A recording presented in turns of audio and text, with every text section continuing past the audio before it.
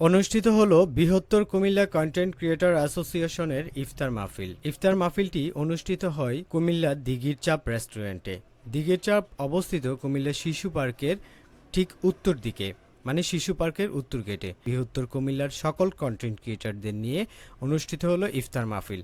সেখানে কুমিল্লার সকল ধরনের ব্লগাররা উপস্থিত ছিল এবং আমাদের সকলের প্রিয় টিপু ভাই উপস্থিত ছিল কুমিল্লার চোখের অ্যাডমিন আশিক পায়েল ভাই, আরও উপস্থিত ছিল আমাদের সকলের পছন্দের বেলাল ভাই, তাছাড়া আরও অনেক কন্টেন্ট ক্রিয়েটররা উপস্থিত ছিল। দুপুর 3টা থেকে নানান আয়োজনের মধ্য দিয়ে অনুষ্ঠিত হলো কুমিল্লা কন্টেন্ট ক্রিয়েটর অ্যাসোসিয়েশনের ইফতার মাহফিল।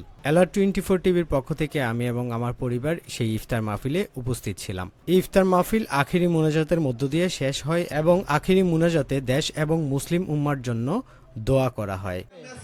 বনি ইসরায়েলের এক লোক ছিল যে 40 বছর পর্যন্ত গুনার কাজে লিপ্ত ছিল। কি খাবে? 40 বছর পর্যন্ত একটানা গুনাহের কাজে লিপ্ত। ভিডিওটি ভালো লাগলে প্লিজ সবাই ভিডিওটি শেয়ার করে দিবেন এবং লাইক কমেন্ট করে পেজটিতে ফলো দিয়ে আমাদের পাশে থাকবেন।